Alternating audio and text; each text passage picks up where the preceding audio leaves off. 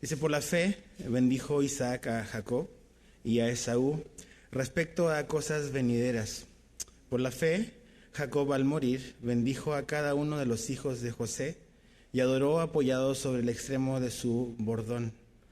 Por la fe, José al morir mencionó la salida de los hijos de Israel y dio mandamiento acerca de sus huesos. Entonces, Señor, te pedimos que puedas abrir nuestro entendimiento, nuestro corazón, Señor, que podamos quitar, Señor, las distracciones en nuestra mente y poder enfocarnos, Señor, en lo que tenemos por delante. Ayúdanos, Señor, porque sin tu Espíritu Santo no podemos comprender tus verdades, Señor. Entonces, háblanos por medio de tu palabra esta noche. En el nombre de Jesús. Amén. Esta porción de estos 3 versículos es interesante y es importante porque creo que el autor de los Hebreos los agrupa intencionalmente como que los 3 juntos. Es como una unidad, creo. Y lo que va a hacer el autor de Hebreos es básicamente como ponernos a 3 generaciones juntas. Son los descendientes de Abraham, los 3 que vienen después de él, hasta que se abre obviamente con los hijos de Jacob. Pero básicamente es como el énfasis en estos 3 versículos es uno mismo. Si te fijas, estos hombres, lo que vamos a ver acá es que el contexto de estos versículos es al final de sus vidas. Cuando vimos la vez pasada la vida de Abraham, se dedicó obviamente más versículos, pero se comenzó desde el llamado hasta su peregrinaje y finalmente como la culminación en Abraham, que fue ofrecer a su hijo como sacrificio. Pero en esta porción, al menos el detalle o el zoom, podríamos decir, de estos 3 hombres es en la parte final de su vida. ¿Cómo se ve la fe al final de la vida? ¿Cómo se ve la fe a las puertas de morir, ¿no? Porque eso es lo que básicamente ocurre. Los eventos que aquí se relatan tienen que ver con la parte final de la vida de estos hombres. ¿Y por qué es importante? O sea, acuérdate, cuando comenzamos esta serie, dijimos que el capítulo 11 quería ser usado por Dios para animar y para fortalecer la fe de los hebreos a los cuales esta carta está dirigida. Ellos estaban considerando quizás retroceder, ¿no? Las situaciones en su vida no eran fáciles desde que ellos habían decidido seguir a Cristo. Y habían quizás muchas razones o muchas circunstancias que podían ser una tentación quizás para volver atrás. Y es precisamente cuando vemos a estos hombres y mujeres que aparecen en el capítulo 11 que están para nuestra inspiración, para animarnos a poder no retroceder. Y cuando vemos a estos 3 hombres en específico, donde habla de que ellos murieron, que van a morir, pero ellos hicieron algo antes de morir, es que realmente la fe verdadera nos acompaña hasta el final. No basta solamente partir. Hay mucha gente que comienza, pero esto es una carrera que debemos de llegar hasta el final. Entonces aquí vemos que estos hombres están sus vidas lejos de ser vidas perfectas. Y eso es lo que vemos en la lista de estos hombres y mujeres, que no son personas que vivieron vidas intachables necesariamente. Vamos a ver a Jacob, ¿no? O sea, pero te das cuenta que Dios hizo una obra en su vida, en la vida de estos hombres y mujeres. Y lo importante es poder llegar hasta el final y poder caminar con Dios y con Jesús hasta el último día de nuestra vida. Ahora, el verso 20 aparece el primero, que es Isaac. Dice, por la fe bendijo Isaac a Jacob y a Esaú respecto a cosas venideras. La fe de estos hombres se vio en cómo ellos veían las cosas venideras. Y es interesante que ellos hablan de cosas venideras cuando están a punto de morir. Entonces significa que a pesar de que ellos han llegado al final de su vida, hay cosas venideras todavía por delante. Y esa es la fe que ellos tenían, a cosas venideras que iban más allá del periodo de la línea de tiempo de sus propias vidas. Y es ahí donde también se ve la fe de estos hombres. Y aquí vemos a Isaac. Ahora, Isaac es muy diferente a su papá. cuando vemos realmente hay pocos versículos y cuando tú estudias el Antiguo Testamento, no hay mucha o tanta información como la de Abraham. De hecho, el mismo capítulo 11 se destinan muchísimos versículos para hablarnos de la historia de Abraham. Desde su llamado, su peregrinaje, el ofrecimiento que dio de su hijo. Pero Isaac es diferente a su papá. Y está bien, no todos somos iguales. Dios no trata a todas las personas de la misma manera. Nuestra relación con Dios es individual, es personal. No a todas las personas Dios les va a pedir que entreguen y ofrezcan a su hijo en sacrificio. La vida de Abraham es sobresaliente, es extraordinaria. La vida de Isaac no es tan sobresaliente, es una vida quizás más normal. Y está bien, no tienen que ser todas las vidas de todas las personas a las cuales Dios llama como extraordinarias o sobresalientes. Pero lo importante aquí es que Dios tiene un propósito para cada uno, ¿no? Así como tiene un propósito para cada uno de nosotros. Ahora, por la inspiración de Dios y del Espíritu Santo, que es el que inspira la Biblia, para el criterio de Dios, la vida de Isaac es suficiente para entrar en el capítulo 11, ¿no? A pesar de tener una vida normal y quizás no tanta información como hay de otros hombres, Dios decide incluir a Isaac como un ejemplo para nosotros de lo que es vivir por la fe. Ahora, la historia que puntualmente se refiere aquí en el verso 20 está en el libro de Génesis capítulo 27. Entonces, si retrocedes ahí, no hay pierde, es el primer libro de la Biblia.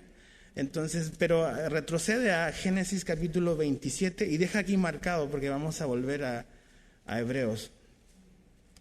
Génesis capítulo 27.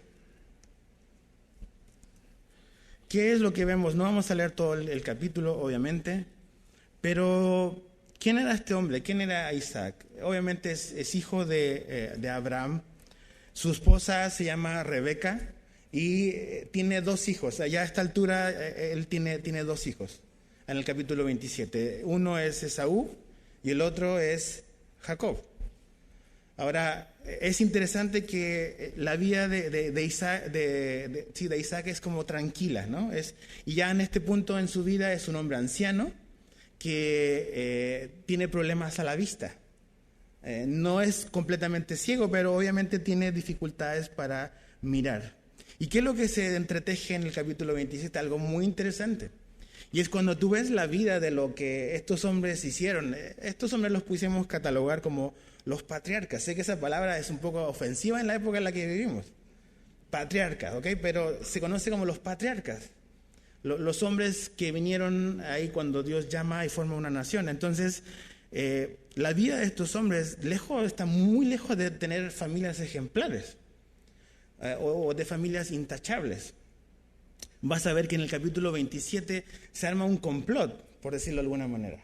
¿Entre quién? Entre Rebeca, la esposa de Isaac, y su hijo Jacob.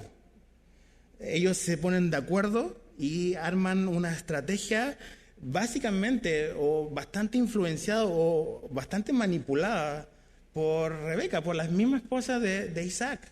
Empieza a tener esta idea de que es necesario que Jacob tome la iniciativa y se lleve la bendición que le daba el papá, la bendición por ser como que continuaba en la familia. Ahora, Isaac no es el mayor, no es el primogénito, el que salió primero fue Esaú. Entonces, tejen esta trama para robarse la bendición del papá, aprovechándose de su edad, aprovechándose de su ceguera. Y es interesante, esta mujer manipula un poco a su hijo, y su hijo también bien pillo, realmente quieren engañar y engañan al papá, engañan al patriarca. Ahora, fíjate en el capítulo 27, el verso 26 al 29 es los versículos que vamos a leer. Entonces se acerca Isaac, ¿no? Y se disfraza como su hermano, así peludo, para que el papá lo confunde y crea que realmente es Esaú. Y fíjate, dice el verso 26, y le dijo Isaac, su padre, acércate ahora y bésame, hijo mío. Y Jacob se acercó y le besó, y olió Isaac el olor de sus vestidos, y le bendijo diciendo, mira el olor de mi hijo, como el olor del campo que Jehová ha bendecido. Dios pues te dé del rocío del cielo y de las grosuras de la tierra y abundancia de trigo y de mosto. Sírvante pueblos y naciones se inclinen a ti. Sé Señor de tus hermanos y se inclinen ante ti los hijos de tu madre. Malditos los que te maldijeren y benditos los que te bendijeren. De ahí está, básicamente esa es la bendición de Isaac, ya siendo un hombre anciano, ya a punto de, o pronto a morir, a partir. Y esa bendición, Isaac pensaba que se la estaba dando a Esaú.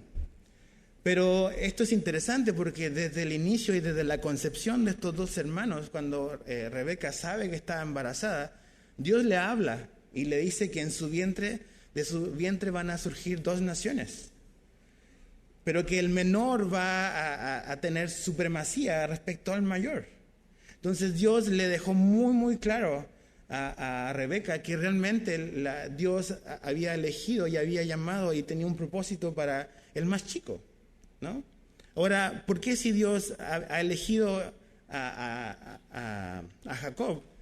Su mamá está preocupada, está tratando de ayudarle a Dios. ¿A quién se parece? A su suegra, ¿no?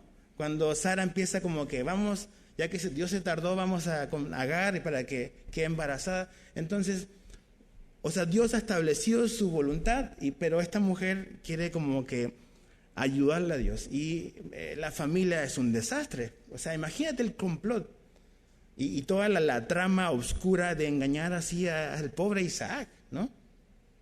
Ahora, para Rebeca, el favorito de ella era obviamente, pues Jacob. Pero el favorito de Isaac no era Jacob, era Esaú. Era su favorito. Y eso siempre causa problemas, papás, ¿eh? Si tienes favorito y es muy evidente, eso va a traer problemas en tu familia. No tenemos que hacer así. Entonces, Esaú era un hombre peludo, me imagino guerrero, él salía a cazar, cambio, Jacob era más de familia, más tranquilo, más pasivo. A lo mejor por eso a Abraham le gustaba más lo rudo, ¿no?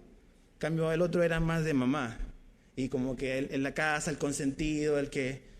Entonces, engañan de esa manera a Isaac.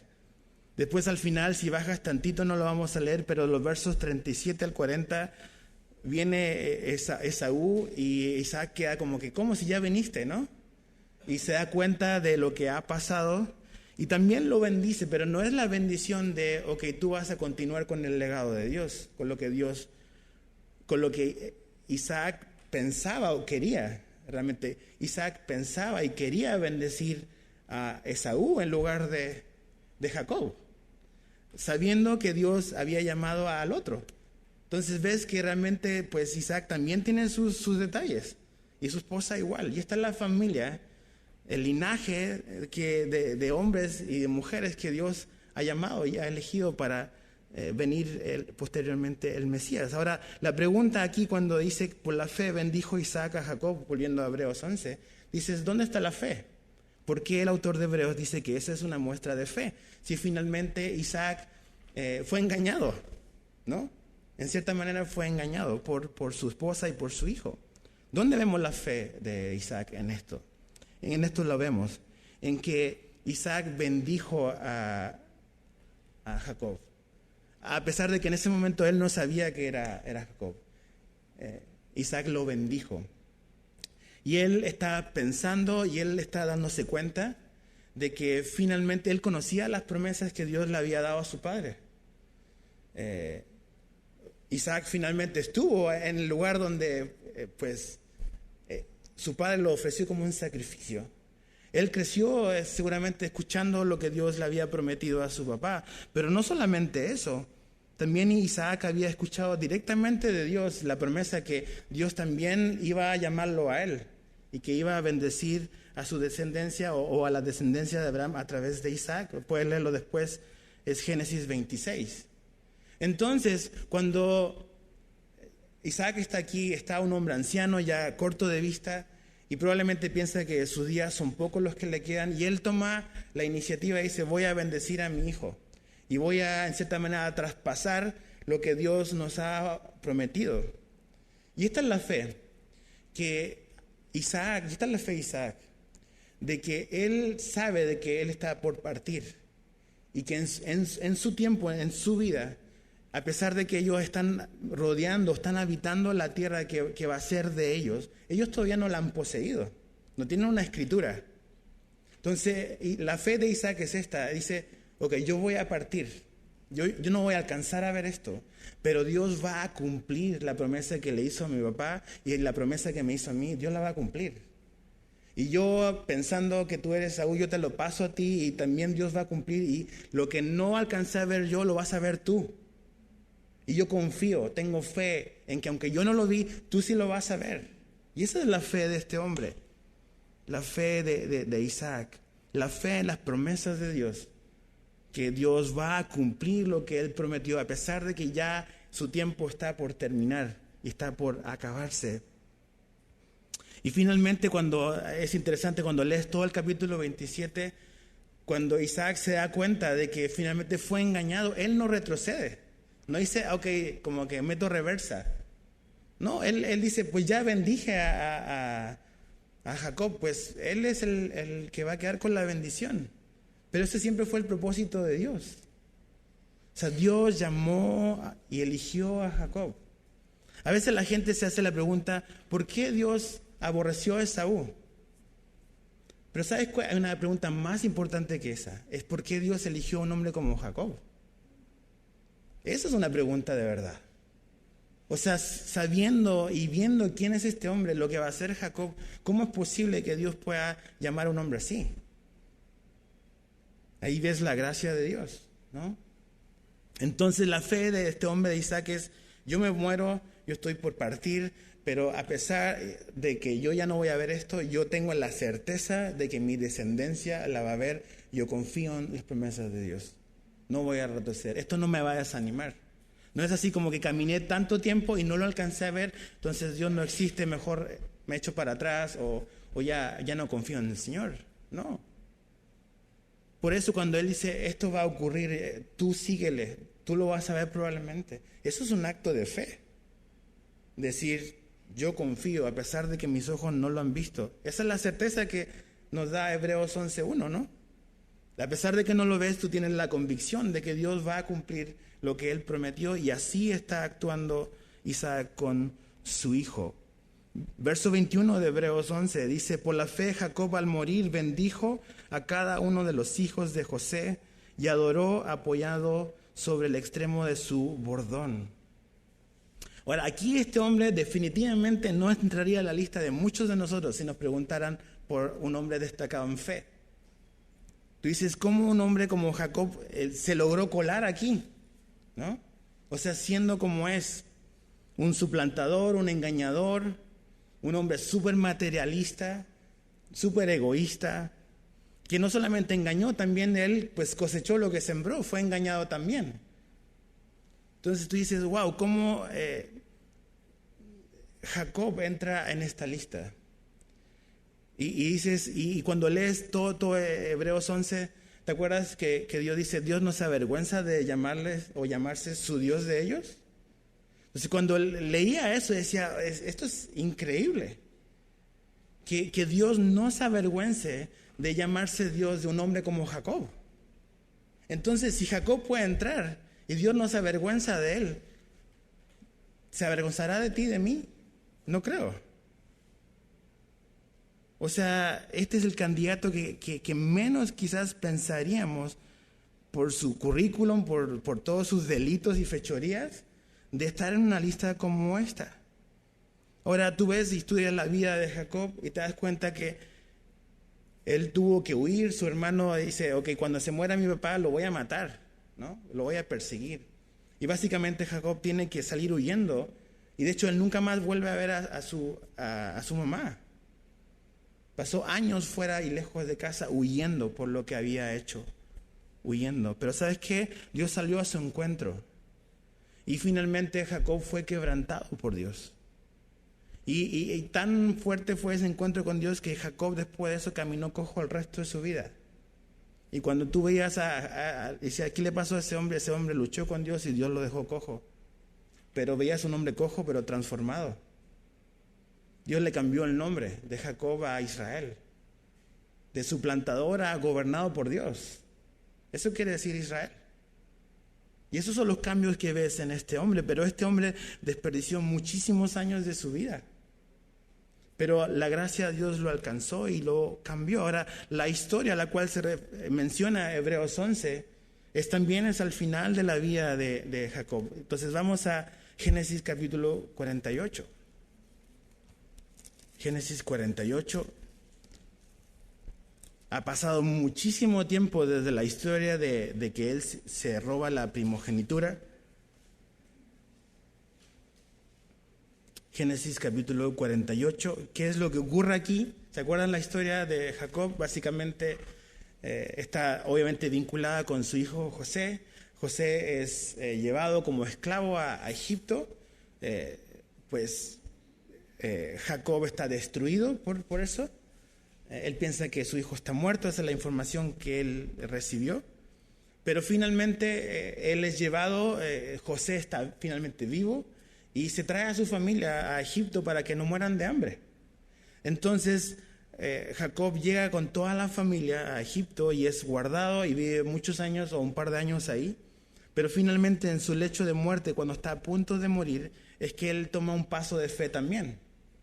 Y fíjate en el capítulo 48, verso 1 al 5. Dice, sucedió después de estas cosas que dijeron a José, he aquí tu padre está enfermo, ya Jacob en Egipto. Dice, y él tomó consigo a sus dos hijos Manasés y Efraín, y se le hizo saber a Jacob diciendo, he aquí tu hijo José viene a ti. Entonces se esforzó Israel y se sentó sobre la cama. Y dijo a José, el Dios omnipotente me apareció en luz en la tierra de Canaán y me bendijo. Y me dijo, he aquí yo te haré crecer y te multiplicaré y te pondré por estirpe de naciones y daré esta tierra a tu descendencia después de ti por heredad perpetua. Imagínate, Dios se le apareció, ese encuentro que tiene con él. Y dice, yo te voy a bendecir. ¿Y a quién Dios le dice eso? ¿Te has puesto a pensar? O sea, a un tipo que es un suplantador. Entonces, tenemos que pensar en, ok, ¿por qué Dios nos bendice? ¿No?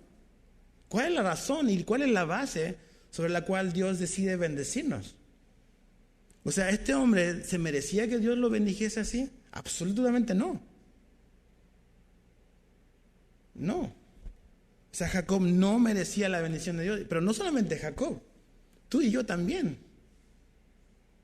O sea, a veces pensamos que, ok, Dios nos bendice porque ahora nos portamos bien, entonces hacemos una serie de cosas y pensamos que porque lo que hacemos, Dios está obligado a bendecirnos.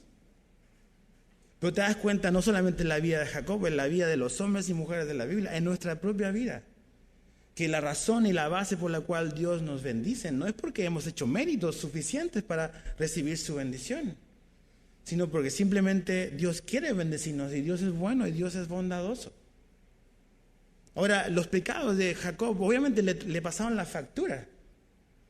Él cosechó lo que sembró, ¿no? No necesariamente que Dios lo castigó, él engañó y fue engañado. Y eso no es karma, ¿no? Es lo que la Biblia dice, ¿no? La gente, ay, el karma y todos esos rollos, conceptos así, New Age. No, él sembró algo y eso fue lo que cosechó. Pero Dios dice, yo te voy a bendecir y yo voy a cumplir la promesa que le hice a tu abuelo, a tu papá.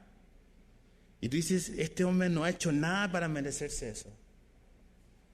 Entonces, cuando vemos cómo Dios ha sido bueno con nosotros, nunca tenemos que tener mucho cuidado de autoengañarnos y pensar que lo que tengo ahora, lo que hemos recibido, es porque hemos sido súper buenos y súper fieles y porque realmente merezco lo que tengo.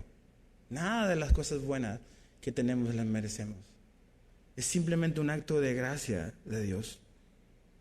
Ahora, aquí está Jacob por morir, está viejito, y Dios dice que Jacob quiere hablar con José. José va con sus hijos, y fíjate ahí en el verso 5, dice, y ahora, dice, tus dos hijos Efraín y Manasés que te nacieron en la tierra de Egipto, antes que viniese a ti a la tierra de Egipto, míos son. Es como si Jacob dice, ahora me pertenecen a mí, yo los voy a adoptar y yo decido aquí. Y eso lo podía hacer un patriarca de una familia en esta época. Ahora tus hijos van a ser míos. Y dice, y el resto pues van a ser tuyos, pero estos dos van a ser míos, dice, como Rubén y Simeón serán míos. Entonces, como que los toma. Y yo me imagino como que José, ves todo y José está como que medio molesto de lo que está pasando. Bájale ahí al verso 17. Dice, pero viendo José que su padre ponía la mano derecha sobre la cabeza de Efraín, que no es el primogénito, no es el mayor, dice, le causó esto disgusto. Y asió la mano de su padre para cambiarla de la cabeza de Efraín a la cabeza de Manasés. Como que papá, estás viejito, te confundiste. No sabes lo que estás haciendo, si este es el primogénito. Y dijo José a su padre, dice, no así, padre mío, porque este es el primogénito. Pon tu mano derecha, siempre la diestra es como que de la bendición, dice, sobre su cabeza. Mas su padre no quiso. O sea, Jacob sabe muy bien lo que está haciendo. No quiso y dijo, lo sé, hijo mío, lo sé. También él vendrá a ser un pueblo y será también engrandecido, pero su hermano, él vendrá a ser un pueblo. Pero su hermano menor será más grande que él y su descendencia formará multitud de naciones. Verso 20, y los bendijo aquel día diciendo, en ti bendecirá Israel, diciendo, hágate Dios como a Efraín y como a Manasés. Y puso a Efraín antes de Manasés. Y dijo Israel a José, he aquí yo muero, pero Dios estará con vosotros y os hará volver a la tierra de vuestros padres. ¿Qué es lo que está haciendo este hombre? Está haciendo lo mismo que hizo su papá. Es como que me voy a morir otra vez. O sea, también llegó al final de mi vida y no he visto todavía lo que Dios nos ha prometido, pero tengo fe de que tus hijos lo van a ver. Entonces, esto va a continuar. Y imagínate todo lo que tuvo que pasar en la vida de Jacob para humillarse así ante Dios. Y dice que se postró y adoró. El suplantador, el pillo, el engañador, el egoísta, el que solo pensaba en él, llega al final de su vida así postrado, adorando a Dios y diciendo, ok, yo no lo vi, pero mi descendencia seguro lo va a ver, van a ver las promesas cumplidas de Dios. Es bendición y adoración, eso es lo que dice Hebreos 11. Dice, por la fe Jacob al morir bendijo a cada uno de los hijos de José. Dice, y adoró apoyado sobre el extremo de su bordón. ¿Qué es lo que está haciendo Isaac aquí? Es lo mismo que hizo su papá. Dios nos prometió esto. Dios le dijo esto a nuestro padre Abraham. Pero no lo hemos visto todavía. Entonces, no es así como que pues ya no voy a creer, sino que esto va a continuar. Dios fue fiel con nuestro padre, con nuestro abuelo, fue fiel conmigo y va a ser fiel con tus hijos también, José. Y Dios va a cumplir sus promesas. ¿Te das cuenta? Ellos están confiando en Dios, están mirando el futuro, no con inseguridad, sino con la plena certeza y la plena confianza de que las promesas de Dios se van a cumplir. Que Él va a hacer exactamente todo lo que Dios dijo que iba a hacer. Ahora, en Génesis 47, mira, retrocede tantito, el capítulo 47 de Génesis, versos 29 al 31. Porque esto es importante. Génesis 47, versos 29 al 31, dice, es como el momento previo a esta bendición, dice, y llegaron los días de Israel para morir. Y llamó a José su hijo y le dijo, si he hallado ahora gracia en tus ojos, te ruego que pongas tu mano debajo de mi muslo y harás conmigo misericordia y verdad. Es como una manera de prometer algo, puede ser la cultura. Te ruego que no me entierres en Egipto. Eso es lo que le pide Jacob, no me entierres en Egipto. Mas cuando duerma con mis padres, me llevarás de Egipto y me sepultarás en el sepulcro de ellos. Y José respondió, haré como tú dices. ¿Cuál es la fe de Jacob? ¿Por qué Hebreos 11 lo menciona? O sea, Jacob tiene mucho que se puede contar, pero el Espíritu Santo nos dice que la fe de Jacob fue específicamente esta. ¿Y qué fue lo que él pidió? Que cuando ellos regresen a la tierra, a su tierra, a su país, lleven y sepulten sus restos, no en Egipto, sino en la tierra que Dios les prometió. ¿Y qué está haciendo, o qué está infiriendo, o qué significa eso cuando Jacob está diciendo eso? Es que un día vamos a salir de acá. No vamos a estar toda la vida en Egipto. Dios va a cumplir sus promesas. Jacob perdió muchos años en su vida con muchos engaños, con muchos fraudes, defraudando y siendo defraudado. Pero Dios lo transformó y salió a su encuentro. Y es maravilloso y es una esperanza para nosotros de que al final de su vida, al final de sus años, ves a un hombre humilde, un hombre humilde ante Dios, que reconoce que finalmente, o sea, no ganó nada con luchar por un mejor futuro, por aprovecharse de las circunstancias, por aprovecharse de la gente para asegurarse un futuro. Llega al final y dice, ok, Dios es mi futuro, Él va a cumplir lo que me prometió a mí y a mis antepasados, y luego también lo va a cumplir con ustedes. Pero para llegar a ese punto, Jacob tuvo que pasar por la escuela bien dura, ¿no? Pero es una esperanza para nosotros, ver a este hombre así postrado, ya adorando a Dios como un anciano, ¿no? Y dice, ok, yo no lo veo, pero tus hijos los van a ver. Y un día vamos a salir de acá. Y cuando llegue ese día, por favor, José, lleva mis restos. No quiero quedarme acá, porque sé que Dios va a cumplir lo que nos prometió. Eso es fe. Ok, la última es José. Verso 22 de Hebreos 11 dice, por la fe José al morir, otra vez, todos son estas cosas al morir. Al morir mencionó la salida de los hijos de Israel y dio un mandamiento acerca de sus huesos. La historia de José, o sea, podríamos hacer una serie de un año con la vida de José. O sea, hay muchísimo de dónde sacar y estudiar y realmente aprender de su vida. Pero aquí otra vez Hebreos 11 nos pone a José como al final de su vida, al morir.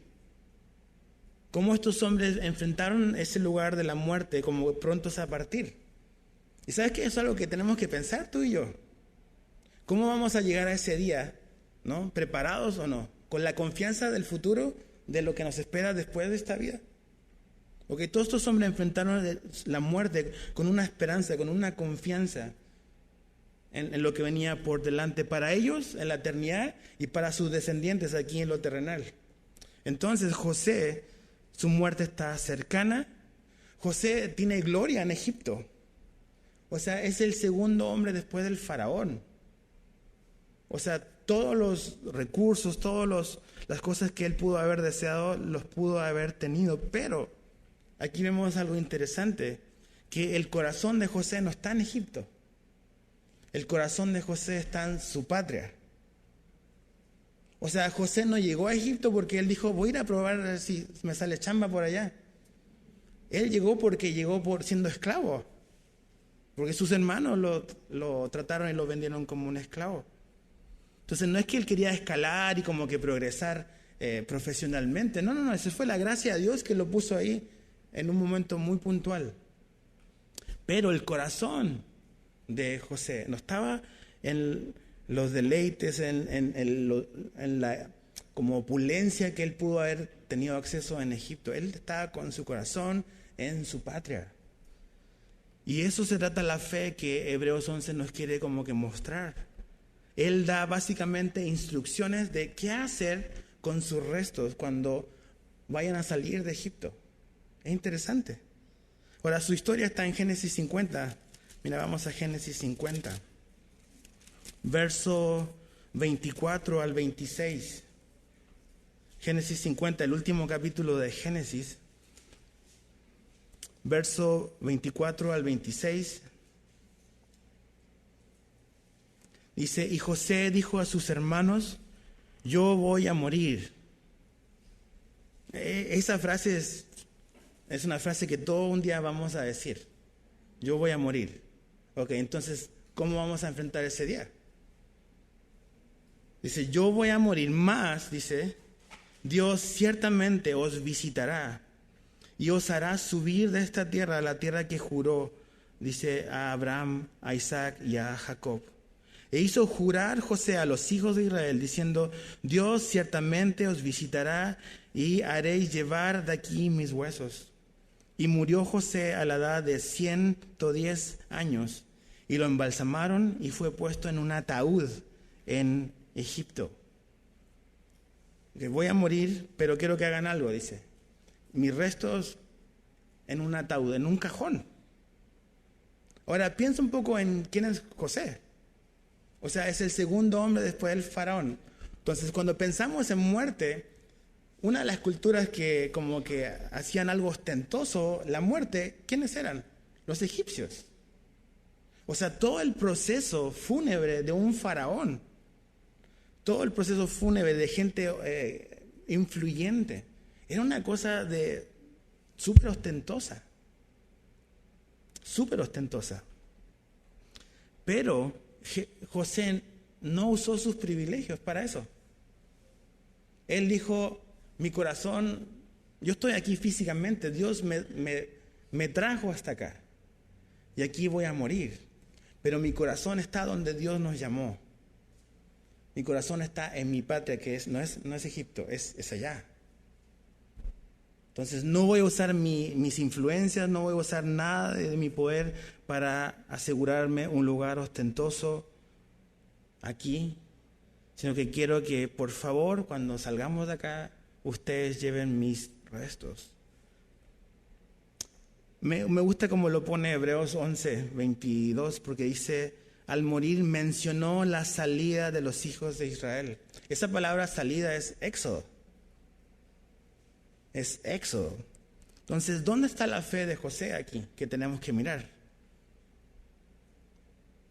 Igual que Jacob, igual que Isaac, esos tres hombres llegaron al final de su vida y dijeron, ok, todavía no se ha cumplido todo lo que Dios nos prometió, pero Dios lo va a cumplir.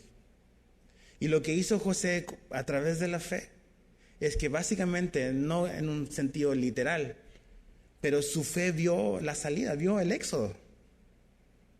O sea, él sabía que los israelitas iban a salir de Egipto un día, que iban a salir de ahí. Él vio eso. Y su fe lo llevó a tomar decisiones en cosas prácticas de su vida. Entonces, pensaba un poco en esto, ¿no? O sea, ¿qué decisiones tomamos tú y yo a la luz de que un día vamos a salir de acá? ¿No? Eso es lo que creemos. Eso es lo que nos dice la Biblia. Un día va a haber un éxodo masivo de esta tierra. Entonces, si tú y yo realmente creemos eso de verdad, no solamente lo decimos como una posición teológica, como un credo, sino que vivimos en base a eso y creemos que ese día va a llegar, que Dios nos va a llevar. ¿Qué decisiones prácticas tomamos en el día a día? Que den fe de que realmente nuestra esperanza es que un día vamos a salir de aquí, que va a haber un éxodo, que Dios nos va a llevar, que vamos a estar con Dios. ¿Cómo se ve esa esperanza y esa fe en el futuro en mis decisiones que tomo el día de hoy? En cómo uso mi tiempo, en cómo uso mis recursos, en cómo uso mis talentos, qué es lo que hago con mi vida. O sea, José sabía que, él iba a partir y que realmente él no quería quedarse en Egipto, pero tomó decisiones en base a eso. Dijo, no me dejen acá. ¿Y sabes qué? Cuando los israelitas salieron de Egipto, Moisés se llevó los restos de José. Cuando los israelitas llegaron a la tierra prometida, Josué enterró los restos de José. Se cumplió lo que él había pedido. Ahora, en este contexto de abandonar la fe de los hebreos, sabía una persona que tenía todas las razones y todos los motivos para abandonar la fe. ¿Era quién? José. José tenía así manos llenas con razones para decir, yo ya no creo en Dios. Mira lo que hicieron mis hermanos conmigo. O sea, me entregaron, me vendieron como un esclavo cuando era adolescente. O sea, imagínate un joven, un adolescente de 17 años que le pasa eso, ¿no? Tú dices, tiene todas las razones para ser un niño rebelde, para ser el peor de los delincuentes, a lo mejor. Y José tomó otra decisión. Ahora dice, ok, pues ya llegó a Egipto y le pasa lo que le pasa a la casa de Potifar, que lo acusan injustamente de tratar de aprovecharse de la esposa de este hombre. Dices, o sea, como que otra vez, Señor. O sea, razones para abandonar y para retroceder. Las razones que a lo mejor podría haber usado José, créeme, son mucho más fuertes y mucho más contundentes que a lo mejor las razones que tú y yo a lo mejor tenemos y que queremos usar como pretexto para retroceder. O sea, ¿quieres ver a un hombre que sufrió realmente injustamente? Estudia la vida de José y te vas a dar cuenta que él, a pesar de todo lo que él vivió, él nunca renegó de Dios. Y a pesar de todo lo que él pasó y vivió vez tras vez, que Génesis dice, pero Dios estaba con él. Dios estaba con él. Entonces, mis razones y mis circunstancias son realmente válidas para decir, ya retrocedo, ya no, esto de ser cristiano no funciona. Pues mucha gente a lo mejor pensará así. Pero precisamente Hebreos 11 está aquí delante de nosotros para darnos razones, no para abandonar, sino para continuar caminando en la fe. Por eso Hebreos 12 dice que tenemos una nube de testigos. O sea, no es una mano. ¿Cuántas personas han caminado fieles en la fe? No, solo 5, ¿no? Hay una nube de testigos que nos señalan que podemos caminar por fe. Que Dios es digno, que Dios vale la pena. Pero la fe de estos hombres se ve en eso. En, ok, no he visto lo que esperaba, no he visto lo que Dios prometió. Mi descendencia lo va a ver. Seguimos confiando en Dios, seguimos caminando. Ellos lo van a ver. Ahora, ¿qué podemos como que concluir de la vida de estos hombres? A pesar de sus fracasos, porque los tuvieron, ellos siguieron confiando en la fidelidad de Dios. A pesar de sus fracasos, ellos siguieron confiando en la fidelidad de Dios. Número 2, enfrentaron su muerte y su futuro y vieron eso a la luz de las promesas de Dios. O sea, me muero, ok, pero ¿se acuerdan qué ciudad esperaban ellos? Una ciudad celestial, no construida por hombres. Esa era su esperanza. Entonces, su vida la vieron a la luz de las promesas de Dios. 3, algo muy, muy importante para nosotros papás. Ellos traspasaron las promesas de Dios a la siguiente generación. Cuando ellos están haciendo, ok, Dios nos prometió esto, hijo, yo no lo vi, probablemente tú lo vas a ver. ¿Qué es lo que están haciendo estos hombres y mujeres? Están traspasándole el legado a la siguiente generación. ¿Y sabes qué? Eso es tan importante, papás. Tú y yo no podemos salvar a nuestros hijos. No está en nosotros el poder de salvar a nuestros hijos. Dios es el que salva, pero tenemos una chamba por hacer. O sea, estos hombres, Dios tenía un propósito, pero estos hombres hicieron también su trabajo en su casa. Una de las cosas que más me impactó de Abraham es que dice que Abraham con Isaac y con Jacob vivieron en tiendas de campaña. Eso quiere decir de que este modelo de que la vida es pasajera y es temporal y que no caminamos esperando algo acá, sino que nuestra mirada está en lo eterno, la modeló Abraham a su hijo y a su nieto. Entonces tú y yo como papás, o sea, ¿qué tipo de modelo le estamos dando a nuestros hijos? Como si esta vida se tratara toda acá. O sea, a nuestros hijos le compramos absolutamente todo lo que nos piden. Enfatizamos que esto es lo importante, o le estamos modelando que realmente esta vida y las cosas que tenemos, que aunque son un regalo de Dios, son temporales. Abraham le modeló a su hijo y a su nieto vivir en tiendas de campaña. Temporalidad y movilidad. Entonces, tenemos que pensar qué estamos haciendo como papás para la siguiente generación, nuestros hijos. Y número 4, y esto también va para a lo mejor para nosotros como padres, estos hombres confiaron que Dios estaría con sus hijos aun y cuando ellos ya no estarían. O sea, es, mi hijo, yo me voy, pero la fidelidad y las promesas de Dios no se acaban con mi vida. Dios sigue siendo fiel a pesar de que yo no esté aquí. Y Él va a ser fiel contigo. Y ¿sabes qué? Eso tenemos que dejárselo muy claro a nuestros hijos.